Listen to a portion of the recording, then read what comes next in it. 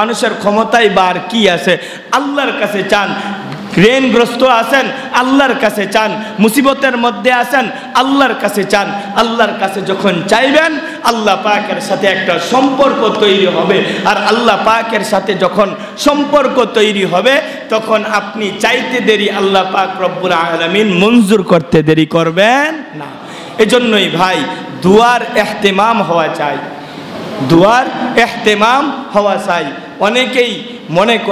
অনেকেই মনে করে যে নামাজ ফরজ, দোয়া তো আর ফরজ না, দোয়া না পড়লাম না করলাম, বুঝেন নাই আমার কথা? না তো দোয়া না করলাম, ফরজ পড়ে দোয়া করে না।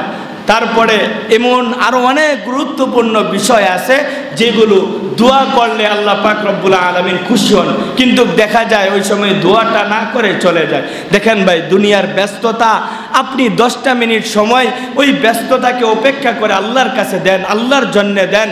দিলে কি হবে? আল্লাহ পাক রব্বুল আলামিন খুশি হয়ে যাবেন। আপনি ওই 10 মিনিট আগে গিয়ে যেই কাজ করতে পারতেন, 10 মিনিট পরে গিয়ে আপনি তার চাইতে আরো বেশি কাজ করতে পারবেন। অনেক দোকানদার ভাইরা বিশেষ করে এরকম মনে করে। একজনকে বললাম যে ভাই নামাজে আসেন, কয় হুজুর নামাজে গেলে তো কাস্টমার সুইটা যাবে। আরে ভাই, আপনি একদিন পরে দেখেন, একদিন আপনি পড়েন নামাজ, 5 ওয়াক্ত নামাজ পড়েন, আর একদিন না পড়ে দেখেন। 2 দিনের অবস্থা তাহকিক করে দেখেন, যাচাই করে দেখেন। যেদিন পড়েন নাই ওই দিনটা আপনার মানসিকভাবে কেমন লাগে, আর যেদিন নামাজটা পড়েছেন ওদিন আপনার মানসিক কেমন লাগে, শারীরিক কেমন লাগে দেখেন। তারপরে আবার রাত শেষে গিয়া যোগ করবেন যে যেদিন পড়ি নাই এদিন কয় টাকা বিক্রি হলো, যেদিন পড়ছি ওদিন কয় টাকা বিক্রি হলো। দেখবেন যেদিন আপনি নামাজ পড়েছেন সেদিন আপনার শরীরটা ভালো লাগবে, দেহটা ভালো লাগবে।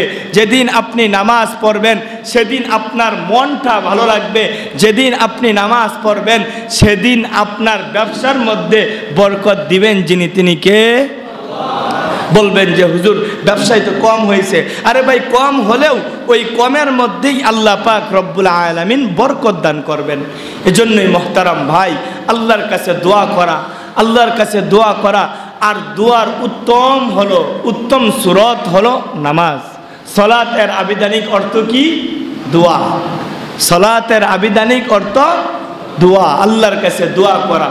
আল্লাহর কাছে এই নামাজের মাধ্যমেও আল্লাহর কাছে দোয়া হয়।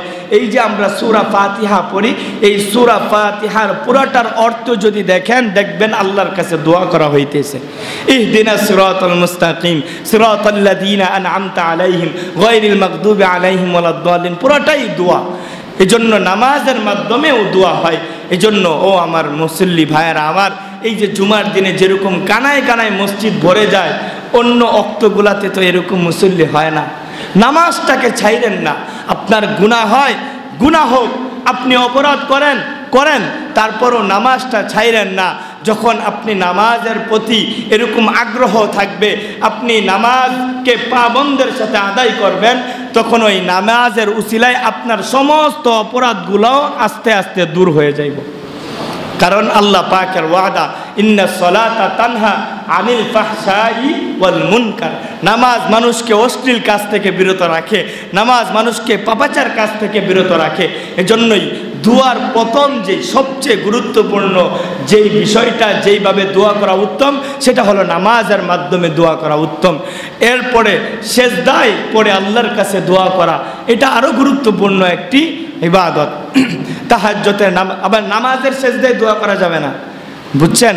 নামাজের সেজদায় আবার দোয়া করা যাবে না, ওইখানে ওইটাই দোয়া, সুবহানা রাব্বিয়াল আ'লা, ওইটাই দোয়া।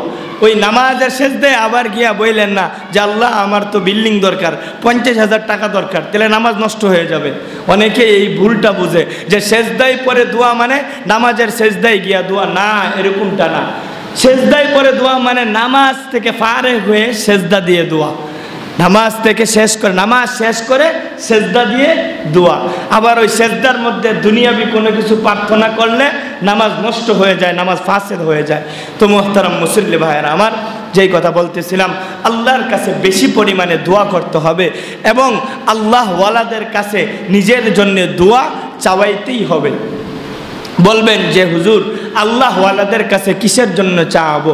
দেখেন, আল্লাহ পাকের কিছু মানুষ থাকে, ওলি থাকে, যারা হাত তুললে আল্লাহ পাক লজ্জা পান, তাদের হাত ফিরায় দেন না। দুনিয়ার হাইসিয়তে একটু চিন্তা করে দেখেন, সরকার যে থাকে তার কিছু বন্ধু বান্ধব থাকে, ওই বন্ধু যদি একটা জিনিস রিকোয়েস্ট করে তাহলে ওইটা ফেলে দিতে পারে না। ঠিক তেমনি আল্লাহওয়ালা বান্দা যারা, তারা আল্লাহ তাআলার বন্ধু, ওলি, আল্লাহ পাকের বন্ধু যারা, তাদের দোয়া আল্লাহ পাক রব্বুল আলামিন ফিরায়া দিতে আল্লাহ পাক রব্বুল আলামিন লজ্জাবোধ করেন। এই জন্য আল্লাহওয়ালাদের কাছে যাওয়া, সোহবতে তাদের সংস্পর্শে যাওয়া, আমাদের হালত এমন হয়েছে যে আমরা কোনো আল্লাহওয়ালার কাছে যাই না, কোনো আল্লাহওয়ালার দরবারে যাই না। বলেন হুজুর দরবার মানবো কেন? আরে ভাই, দরবার তো আপনাকে নাজাত দিবে না, আপনাকে নাজাত দিবে এই কথা দরবারওয়ালাও বলে না। মুখলেস আল্লাহওয়ালা যিনি, প্রকৃত আল্লাহর ওলি যিনি প্রকৃত পীর, তিনি এই কথা করছেন কালেও বলে না যে আমি তোমাকে জান্নাত দিব, আমি তোমাকে জাহান্নাম থেকে মুক্ত করব, আমি তোমাকে আল্লাহকে তোমার ব্যাপারে সুপারিশ করব, এইগুলা উনি বলে না। প্রকৃত আল্লাহওয়ালা যিনি, প্রকৃত মুখলেস আল্লাহওয়ালা এবং পীর যিনি, তিনি বলে যে দুনিয়াতে কিভাবে চললে আল্লাহকে পাওয়া যাবে এই রাস্তা আমি তোমাকে বাতলায়া দিব, এই রাস্তা আমি তোমাকে বাতলায়া দিব, যে সহজে আল্লাহ পাওয়া যায় কিভাবে। এখন আপনারা প্রশ্ন করতে পারেন যে হুজুর ওই লোক যে আল্লাহকে পাইছে এটার গ্যারান্টি কি?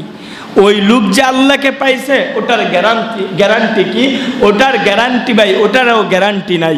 ওই লোক কোরআন হাদিস পড়ছে, কোরআন হাদিস জানে, তো কোরআনে যেইভাবে বলেছে আল্লাহকে পাওয়ার মাধ্যম, সে ওই মাধ্যমটা অবলম্বন করতেছে। সে কি করতেছে? ওই মাধ্যমটা অবলম্বন করতেছে। তো আপনাকে সাথে নিয়ে ওই মাধ্যমটা অবলম্বন করবে।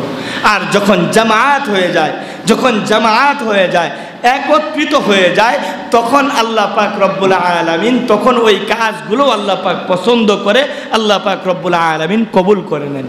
এই জন্যই মোহতারাম ভাই, কোনো আল্লাহওয়ালার সংস্পর্শে যাওয়া, আহলে ইলম, আল্লাহওয়ালা এরকম ব্যক্তির সংস্পর্শে গিয়ে নিজের সমস্ত বিষয়গুলো বলা, নিজের সমস্ত বিষয়গুলো শেয়ার করা, যে আমি এই সমস্যার মধ্যে আছি, আমার এই গুনাহগুলো বেশি বেশি করতে মন চায়, তো এই গুনাহগুলো ছাড়ার ঔষধ কি, উপায় কি?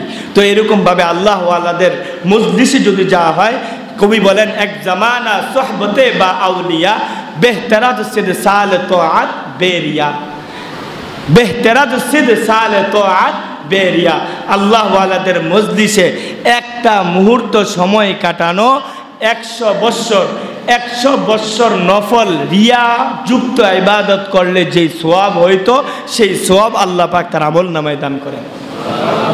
এই জন্যই আল্লাহওয়ালাদের সংস্পর্শে যাওয়া এবং দুয়ার প্রতি ইহতিমাম হওয়া, আল্লাহর কাছে সকল জিনিস চাওয়া, নিজের জীবনের সকল কিছু সবার আগে বলবো কার কাছে ভাই? আল্লাহর কাছে বলবো, আল্লাহর কাছে চায়া নিব। আল্লাহ পাক রব্বুল আলামিন আমাদের সকলকে দুয়ার ইহতিমাম করার তৌফিক দান করুক। সকলে বলেন আমিন। যারা 4 রাকাত ক্বাবলান জুমা পড়েন নাই, 4 রাকাত